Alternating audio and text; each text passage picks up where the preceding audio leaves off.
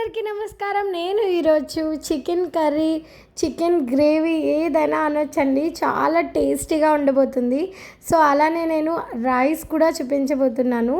So basmati రైస్తో bagara rice కూడా చూపించబోతున్నాను. ఒక్క చుక్క నీళ్ళు లేకుండా ఎంత కమ్మగా ఉంటుందంటే ఈ చికెన్ గ్రేవీ, అలా డ్రై కూడా కాదు, గ్రేవీతోనే వస్తుంది. సో చాలా టేస్టీగా, చాలా యమ్మీగా, మీరు ఒక్కసారైనా ఈ రెసిపీ అన్నది ట్రై చేయాలి, తప్పకుండా ట్రై చేయాలండి. సో ఇప్పుడు స్టార్ట్ చేద్దామా. ముందుగా ఒక కడాయి పెట్టుకొని దాంట్లో 2 స్పూన్ల ఆయిల్ వేసుకోవాలి. చికెన్ కర్రీకి 2 స్పూన్లు సరిపోతుందండి. సో ఇప్పుడు నేను బిర్యానీ ఆకు, కొన్ని మసాలా దినుసులు వేసుకుంటున్నాను.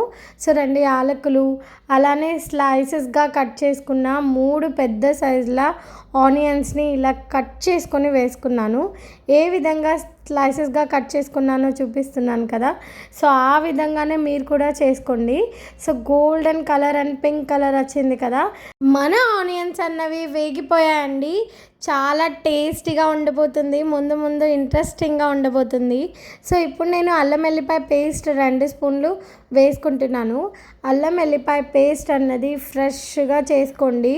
సో ఫ్లేవర్ అన్నది చాలా బాగుంటుంది ఫ్రెష్గా ఉంటే. సో ఒక్క నిమిషం నేను ఇక్కడ సిమ్లో పెట్టుకొని కలుపుకుంటున్నాను. మంచిగా వేగిపోయింది అల్లం వెల్లిపాయ పేస్ట్ అన్నది. 2 పెద్ద సైజు టొమాటోలు నేను ఇలా సన్నగా కట్ చేసుకొని వేసుకుంటున్నాను. సో టొమాటోలు కూడా మంచిగా మగ్గాలి, సో వేగాలండి నూనెలో.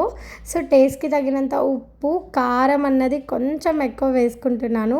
సో పసుపు, అలానే కొంచెం గరం మసాలా వేసుకొని సో మంచిగా కలుపుకుంటున్నానండి. నేను ఇక్కడ మీడియం ఫ్లేమ్ మీద పెట్టుకొని మంచిగా మనం కలుపుకుంటూ ఉండాలి.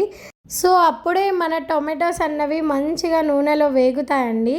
సో ఇక్కడ నాకు 3 మినిట్స్ పట్టింది, మీడియం ఫ్లేమ్లో పెట్టుకొని ఫ్రై చేసుకున్నాను. మీరు చూస్తున్నట్టయితే టొమాటో, ఆనియన్, అల్లం వెల్లిపాయ పేస్ట్, మసాలాలు అన్నీ ఇప్పుడు మంచిగా వేగిపోయాయి కదా. ఇప్పుడు నేను ఒక్క 300 గ్రామ్స్ చికెన్ మంచిగా క్లీన్ చేసుకొని ఉప్పు నీళ్ళల్లో వాష్ చేసుకొని ఇక్కడ నేను వేసుకుంటున్నాను. నాకు ఎప్పుడు చికెన్ అన్నది చిన్న పీసెస్గానే ఉండాలి. సో గ్రేవీకైనా, ఫ్రైకైనా, దేనికైనా కూడా ఇక్కడ నేను చూస్తున్నట్టయితే మొత్తం అంతా వేసుకొని మంచిగా కలుపుకుంటున్నానండి, ఫ్రై చేసుకుంటున్నాను. ఒక్క 5 మినిట్స్ మనం మీడియం ఫ్లేమ్లో పెట్టుకొని మంచిగా చికెన్ను ఫ్రై చేసుకుంటూ ఉండాలి. 5 మినిట్స్ తర్వాత ఇలా నూనె అన్నది పైకి తేలుతుంది. సో ఇప్పుడు నేను కొంచెం కొత్తిమీర, కొంచెం పుదీనా ఇలా సన్నగా కట్ చేసి వేసుకుంటున్నాను. కొత్తిమీర, పుదీనా అన్నది మంచిగా నూనెలో ఫ్రై అవ్వాలి. సో నేను ఇక్కడ ఎండింగ్లో, లాస్ట్లో వేసుకోవట్లేదు, నేను ముందుగానే వేసేసుకుంటున్నానండి. 5 మినిట్స్ నేను ఇక్కడ వేపుకుంటున్నాను మొత్తం అన్నీ. సో 5 మినిట్స్ తర్వాత మూత పెట్టి సిమ్లో పెట్టేసుకున్నాను. అలానే మనం రైస్ ప్రిపేర్ చేసుకుందాం. ఒక గిన్నె పెట్టుకొని 1 స్పూన్ ఆయిల్, 1 స్పూన్ నేను నెయ్యి వేసుకుంటున్నాను. నెయ్యి కరుగుతుంది, సో కరిగిపోయిందండి. ఇప్పుడు కొన్ని మసాలా దినుసులు వేసుకుంటున్నాను. బిర్యానీ ఆకు, నల్ల మిరియాలు, దాల్చిన చెక్క, ఇలా చిన్న దాల్చిన చెక్క తుంచుకొని వేసుకున్నాను. సో మొత్తం అంతా వేసేసుకున్న తర్వాత ఇక్కడ సాజీరా వేసుకుంటున్నాను. 1 స్పూన్ నేను ఇక్కడ సాజీరా వేసుకున్నాను. 1/2 కిలో బాస్మతి రైస్ మంచిగా వాష్ చేసుకున్నాను 3-4 సార్లు. సో నేను ఇక్కడ పక్కన పెట్టుకున్నాను ఒక 10 మినిట్స్. అవి మొత్తం అంతా ఇక్కడ వేసుకున్నాను. బాస్మతి రైస్కి మనం ఎన్ని నీళ్ళు అయితే పోసుకుంటామో అన్ని నీళ్ళు నేను ఇక్కడ పోసుకుంటున్నాను. 2 గ్లాసులు నేను బాస్మతి రైస్ తీసుకుంటే దానికి నేను 3 గ్లాసులు వాటర్ పోసుకుంటాను. అలా నేను పోసుకుంటానండి నీళ్ళు. సో మీకైతే కొంచెం మెత్తగా కావాలంటే మీరు 4 గ్లాసులైనా పోసుకోవచ్చు. లేదు మా ఇంట్లో చిన్నపిల్లలు లేరు అనుకుంటే మీరు ఈ కరెక్ట్ కొలత ట్రై చేయండి. సో టేస్ట్కి తగినంత ఉప్పు వేసుకొని ఇక్కడ నేను చూస్తున్నట్టయితే నీళ్ళు అన్నవి ఎగిరిపోయాయండి. సో మీకు చూపిస్తున్నాను చూడండి. రైస్ అన్నది అయిపోయింది, కుక్ అయితే అయిపోయిందండి. కొంచెం చెమ్మ అన్నది ఉంది. సో మూత పెట్టి 2 మినిట్స్ నేను సిమ్లో పెట్టుకుంటే మన రైస్ అన్నది పూర్తిగా కుక్ అయిపోయింది. మీరు చూస్తున్న విధంగా అయితే రైస్ ఆల్మోస్ట్ డన్ అయిపోయింది. సో గ్యాస్ ఆఫ్ చేసుకుంటున్నాను నేను ఇక్కడ. మీకు చూపిస్తున్నాను చూడండి, ఎక్కడ అతుక్కోకుండా మంచిగా వచ్చింది.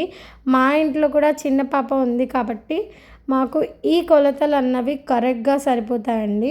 ఫ్రెండ్స్, ఈ వీడియో మీకు నచ్చితే లైక్ చేయండి, మీ ఫ్రెండ్స్ అండ్ ఫ్యామిలీస్తో షేర్ చేసుకోండి, అలానే కొంచెం సబ్స్క్రైబ్ చేసుకోండి friends. Thank you for watching. ఇక్కడ మీరు చూస్తున్నట్టయితే ఒక్క చుక్క లేకుండా చికెన్ గ్రేవీ ఎంత మంచిగా వచ్చిందో మీరే చూడండి. సో ఇక్కడ ఆల్మోస్ట్ కుక్ అయిపోయింది. సో నేను మూత తీసి ఒక్క 5 మినిట్స్ తర్వాత చూసుకున్నాను.